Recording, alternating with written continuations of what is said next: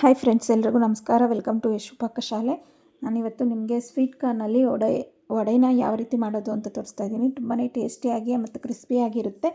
ಇದು ಬಿಸಿ ಇದ್ದಾಗಲೂ ಅಷ್ಟೇ ಮತ್ತು ಆರಿದ್ಮೇಲೂ ಅಷ್ಟೇ ಕ್ರಿಸ್ಪಿಯಾಗಿರುತ್ತೆ, ಮೆತ್ತಗಾಗಲ್ಲ, ತುಂಬಾ ಟೇಸ್ಟಿಯಾಗಿರುತ್ತೆ. ಇದನ್ನು ಯಾವ ರೀತಿ ಮಾಡೋದು ಅಂತ ನೋಡೋಣ. ಹಾಗೆ ಯಾರೆಲ್ಲ ಈ ವಿಡಿಯೋ ನೋಡ್ತಾ ಇದ್ದೀರಾ ತಪ್ಪದೆ ನಮ್ಮ ಚಾನಲ್ಗೆ ಸಬ್ಸ್ಕ್ರೈಬ್ ಮಾಡಿ ಮತ್ತು ನಮ್ಮ ವಿಡಿಯೋನ ಒಂದು ಲೈಕ್ ಮಾಡಿ. ಈಗ ಇದನ್ನು ಹೇಗೆ ಮಾಡೋದು ಅಂತ ನೋಡೋಣ ಬನ್ನಿ. ಮೊದಲಿಗೆ ಒಂದು ಮಿಕ್ಸಿ ಜಾರ್ ತೊಗೊಂಡಿದ್ದೀನಿ. ಇಲ್ಲಿ ನಾನು ಒಂದು ಕಪ್ಪಾಗುವಷ್ಟು ಒಂದು ಜೋಳ ಸ್ವೀಟ್ ಕಾರ್ನ ಬಿಡಿಸಿಟ್ಕೊಂಡಿದ್ದೀನಿ. ಇದಕ್ಕೆ ಮಿಕ್ಸಿಗೆ ಎಷ್ಟಾಗುತ್ತೋ ಅಷ್ಟು ಜಾರ್ಗೆ ಸೇರಿಸಿ ಇದನ್ನು ಲೈಟಾಗಿ ಅಂದರೆ ತರಿಯಾಗಿ ರುಬ್ಕೋಬೇಕು. ನೀರು ಸೇರಿಸೋ ಹೋಗಿಲ್ಲ, ಹಾಗೆ ತರಿಯಾಗಿ ರುಬ್ಕೋಬೇಕು. ಜಾಸ್ತಿ ನುಣ್ಣಗೆ ರುಬ್ಬಾರ್ದು. 1-2 ಸರಿ ಅದನ್ನು ಮಿಕ್ಸಿನ ಆನ್ ಆ್ಯಂಡ್ ಆಫ್ ಮಾಡಿದ್ರೆ ಸಾಕಾಗುತ್ತೆ. ನೋಡಿ, ಈ ರೀತಿ ಅದು ಚೆನ್ನಾಗಿ ತರಿಯಾಗಿ ರುಬ್ಕೊಂಡಾದಮೇಲೆ ಇದನ್ನು ಎಲ್ಲನೂ ಈ ರೀತಿ ಒಂದು ಬೌಲ್ಗೆ ಟ್ರಾನ್ಸ್ಫರ್ ಮಾಡ್ಕೋಬೇಕು. ಇದೇ ರೀತಿ ನಾವು ಮಿಕ್ಕಿರೋದನ್ನು ರುಬ್ಬಿ ಟ್ರಾನ್ಸ್ಫರ್ ಮಾಡ್ಕೋಬೇಕು. ಮತ್ತು ಇದಕ್ಕೆ ನಾನು ಒಂದು ಸ್ವಲ್ಪ ಸ್ವೀಟ್ ಕಾರ್ನ ನಾನು ಪಕ್ಕಕ್ಕೆ ಎತ್ತಿಟ್ಕೊಂಡಿದ್ದೆ, ಅದನ್ನು ಇವಾಗ ಇದಕ್ಕೆ ಸೇರಿಸ್ತಾ ಇದ್ದೀನಿ. ಈ ರೀತಿ ತೆಗೆದಿಟ್ಟು ಸೇರಿಸೋದ್ರಿಂದ ಅದು ಸೆಂಟ್ರಲ್ ಒಡೆ ತಿನ್ನೋವಾಗ ಸಿಗುವಾಗ ತುಂಬಾ ಚೆನ್ನಾಗಿರುತ್ತೆ. ಅದಕ್ಕೋಸ್ಕರ ಇದನ್ನು ಸೇರಿಸ್ತಾ ಇದ್ದೀನಿ. ಮತ್ತು ಒಂದು ದೊಡ್ಡ ಈರುಳ್ಳಿನ ಸಣ್ಣದಾಗಿ ಕಟ್ ಮಾಡಿ ಹಾಕ್ಕೋತೀನಿ. ನೀವು ಎಷ್ಟು ಸಣ್ಣದಾಗಿ ಬೇಕಾದರೂ ಅಷ್ಟು ಸಣ್ಣದಾಗಿ ಕಟ್ ಮಾಡಿ ಹಾಕ್ಕೋಬೋದು. ಮತ್ತು ಒಂದು 4 ಹಸಿಮೆಣ್ಸಿನ್ಕಾಯಿನ ಸಣ್ಣದಾಗಿ ಕಟ್ ಮಾಡಿ ಹಾಕ್ಕೊಂಡಿದ್ದೀನಿ. ಮತ್ತು ಒಂದು ಸ್ವಲ್ಪ ಶುಂಠಿನ ತುರಿದು ಸೇರಿಸ್ತಾ ಇದ್ದೀನಿ. ನಿಮಗೆ ಬೇಕಾದರೆ ನೀವು ಅದನ್ನು ಕಟ್ ಮಾಡಿ ಸಹ ಹಾಕ್ಕೋಬೋದು. ಇಲ್ಲಿ 1 ಟೇಬಲ್ ಸ್ಪೂನ್ ಆಗೋಷ್ಟು ಕಡಲೆ ಹಿಟ್ಟನ್ನ ತೊಗೊಂಡಿದ್ದೀನಿ. ನೀವಿನ್ನೂ 1 ಟೇಬಲ್ ಸ್ಪೂನ್ ಬೇಕಾದರೂ ತೊಗೋಬೋದು, ಚೆನ್ನಾಗಿರುತ್ತೆ. ನಾನಿಲ್ಲಿ 1 ಟೇಬಲ್ ಸ್ಪೂನ್ ಅಷ್ಟು ತೊಗೊಂಡಿದ್ದೀನಿ, ಸಾಕಾಗಿದೆ. ಮತ್ತು 1-2 ಟೇಬಲ್ ಸ್ಪೂನ್ ಆಗೋಷ್ಟು ಅಕ್ಕಿ ಹಿಟ್ಟನ್ನ ಸೇರಿಸಿದ್ದೀನಿ.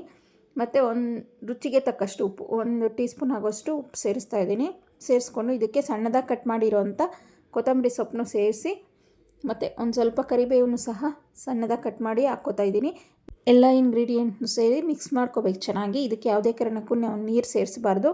ಆಗಲೂ ಅಕಸ್ಮಾತ್ ಬೇಕೇ ಅಂದರೆ 1 ಟೇಬಲ್ ಸ್ಪೂನ್ ಅಥವಾ 2 ಟೇಬಲ್ ಸ್ಪೂನ್ ನೀರು ಅಷ್ಟೇ ಸೇರಿಸ್ಕೋಬೇಕು, ಜಾಸ್ತಿ ಸೇರಿಸ್ಕೋಬಾರ್ದು. ಇದು ಕಾರ್ನಲ್ಲಿ ಮತ್ತು ಈರುಳ್ಳಿಯಲ್ಲಿ ಇರೋ ನೀರೇ ಸಾಕಾಗುತ್ತೆ.